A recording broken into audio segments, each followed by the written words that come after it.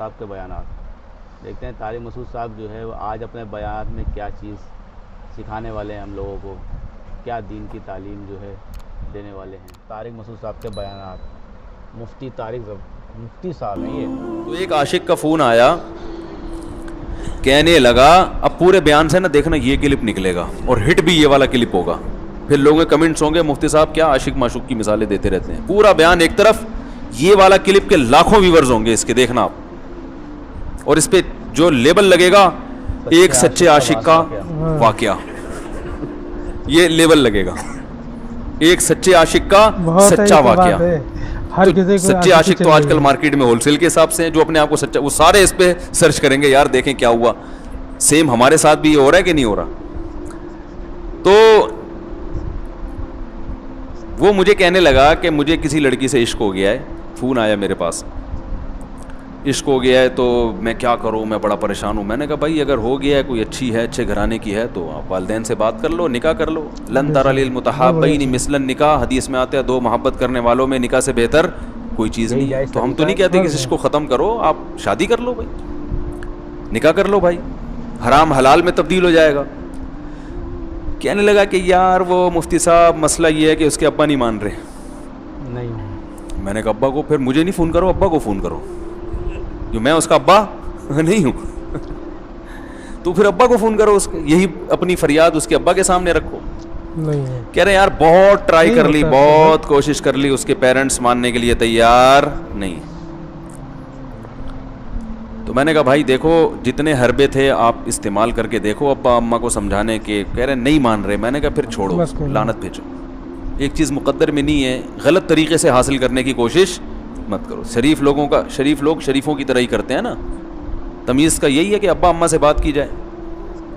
میں نے کہا میں دعا کر لوں گا آپ کے لیے, آپ نے مجھے کچھ سمجھ کے فون کیا تو میں بھی دعا کرتا ہوں, اے اللہ اس کے لیے بہتر ہے تو مقدر فرما دے, ابا کو دل کو نرم کر دے.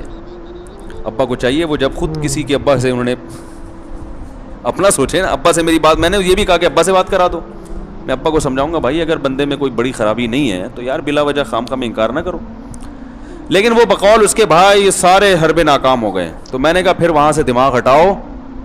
یہ جو عاشق لوگ کہتے ہیں نا ہم دماغ ہٹانا بھی چاہیں تو نہیں ہٹتا, جھوٹ بولتے ہیں. یہ بالکل صحیح, جھوٹ بولتے ہیں, یہ ہٹانا چاہتے ہی نہیں ہے کم بخت. حقیقت بتا رہا ہوں آپ کو, دنیا میں بڑی سے بڑی محبت ختم ہو سکتی ہے اگر انسان چاہے. مر جاتے ہیں تو محبت ختم ہوتی ہے کہ نہیں ہوتی؟ دیکھو جب میاں مرتا ہے, جوان شوہر مر جائے کسی خاتون کا, چھوڑ تو لیا ہے ہم نے پورا, پینشن بھی لے گی اب تو ہمیں, پلاٹ بھی دے دیا اس نے, گھر بھی میرے نام کر دیا, بچے بھی بڑے کر دیے. بعض خواتین کیا کرتی ہیں, جوانی میں میاں کو نچوڑنے کے بعد بڑھاپے میں بہت ستاتی ہیں. بھائی سب خواتین کی بات نہیں کر رہا میں, لیکن بعض خواتین ایسا کرتی ہیں, وہ بڑھاپے میں میاں کو, کیونکہ وہ کسی کام کا نہیں ہے نا کھانسنے کے علاوہ, تو بچوں کے ساتھ مل کے انتقام لیتی ہیں اس سے. ایسا نہیں کرنا چاہیے, بہت بڑا جرم ہے. عورت غیرت مند ہوگی نا تو بڑھاپے میں بچوں کی طرفداری کے بجائے اپنے شوہر کی طرفداری کرے گی. یہ بھی اچھے اخلاق کی علامت ہے. وہ کہے گی بیٹا تمہیں جو میں نے اتنی محبت سے پالا ہے نا, اس شخص نے مجھے سہارا دیا, گھر دیا, اس نے مجھے چھاؤں دی, اس کی بیس پر آج تمہارے بازو میں قوت ہے. تو غیرت مند عورت کیا کرے گی, وہ بڑھاپے میں کس کا ساتھ دے گی؟ مرد کا ساتھ, شوہر کا ساتھ دے گی, بچوں کی سائڈ نہیں لے گی. وہ آج کل بچوں کی سائڈ لینا شروع کرتی ہیں, بچوں کے ساتھ مل کے اس کو ستاتی ہیں, کیونکہ اب بچوں سے مفاد ہے نا. اور غیرت مند آدمی بھی ایسے موقع پر بچوں کی سائڈ نہیں لے گا. وہ کس کی سائڈ لے گا؟ بیوی کی. وہ کہے گا بھائی پہلے یہ رفیق ہے, پہلے یہ بیٹا میری زندگی میں آئی ہے, تم بعد میں آئے ہو, صحیح ہے نا, پہلے یہ ہے بعد میں تم ہو.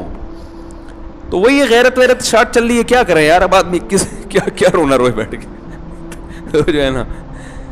تو کیا بات کر رہا تھا میں, وہ عاشق کی مثال دے رہا تھا. تو اس نے مجھے کہا کہ مسئلہ, اس نے کہا کہ بھائی بات یہ ہے مفتی صاحب بس دعا کریں, وہ مجھے ہر قیمت پہ چاہیے.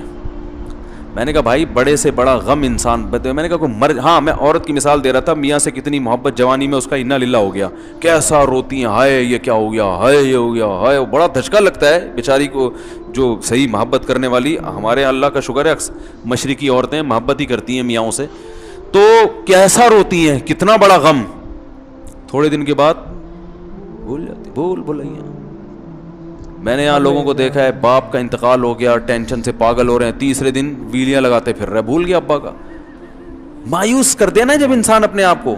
تبھی کہتے ہیں نا بچہ گم جائے یہ زیادہ خطرناک ہے, مر جائے یہ کم خطرناک ہے. کیوں؟ مرنے کے بعد امید ختم, اب نہیں آئے گا. گمنے والے سے امیدیں ہوتی ہیں شاید اب مل جائے, شاید اسی ٹینشن میں زندگی گزار دیتے ہیں. تو عاشق کو چاہیے معشوق کے بارے میں یہ سمجھے کہ یہ میرے لیے مر گیا ہے, ختم, اس کا نمبر بلاک, اس کے بارے میں سوچنا ختم. آگے پیچھے لگے رہو, کچھ دن طبیعت خراب رہے گی, اس کے بعد انشاءاللہ سیٹنگ پہ آ جائے گا.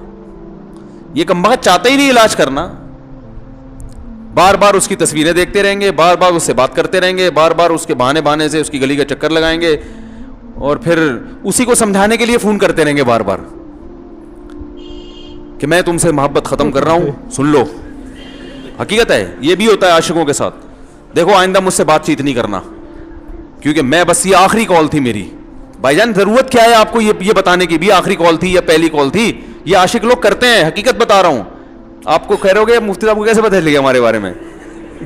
تاکہ لوٹ کے آ جائے. بھائی ہم نے پوری دنیا دیکھی ہوئی ہے, دنیا کے ہر آدمی سے ہم ملے ہیں الحمدللہ, اور ہم بھی اسی ماحول میں پلے بڑے ہیں جس میں آپ پل بڑھ کے جوان ہوئے ہیں. تو عاشق کیا کرے گا کمبخت, وہ بہانے سے سمجھاتا رہے گا, کبھی ڈانٹتا رہے گا, تعلق ختم, نمبر بلاک, آئندہ مجھ سے بات نہیں کرنا, میرا ایمان خراب ہو رہا ہے, جاؤ دفع ہو جاؤ.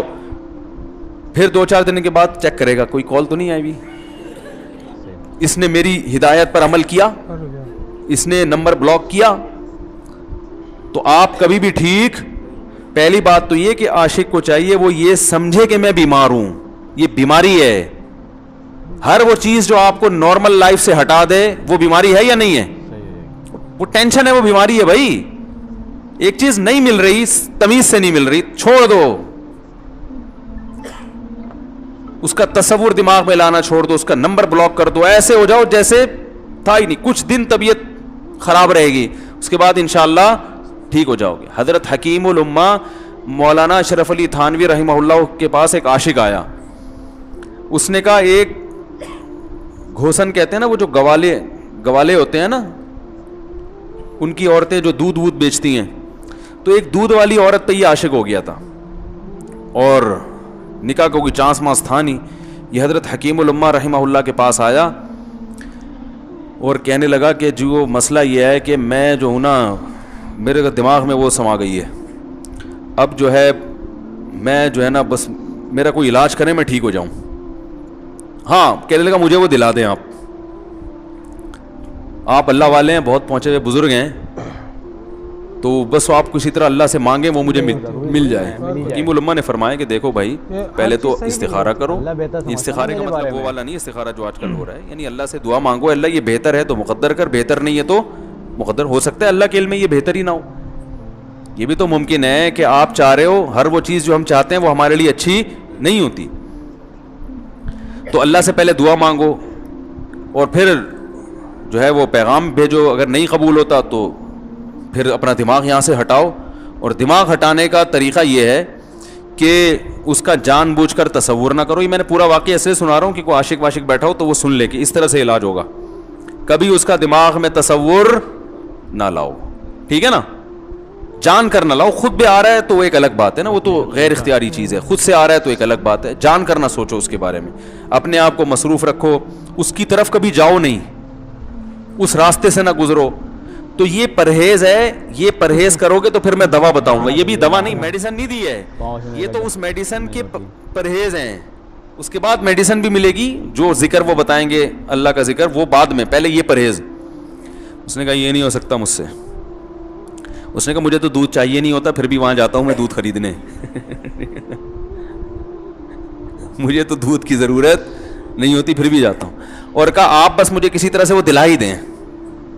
تو حکیم الامہ پہلے زمانے میں لوگوں میں بزرگوں کا احترام بھی تھا, انہوں نے ایک تھپڑ لگا دیا اس کی. اب دیکھو آپ کہو گے بد اخلاقی ہے تھپڑ لگانا, حالانکہ یہ عین اس موقع پر کیا تھے, اخلاق تھے. انہوں نے ایک زور سے تماچا لگایا, کہا کہ جب علاج کرانے آیا ہے تو طبیب کی بات مانتا ہے نہیں.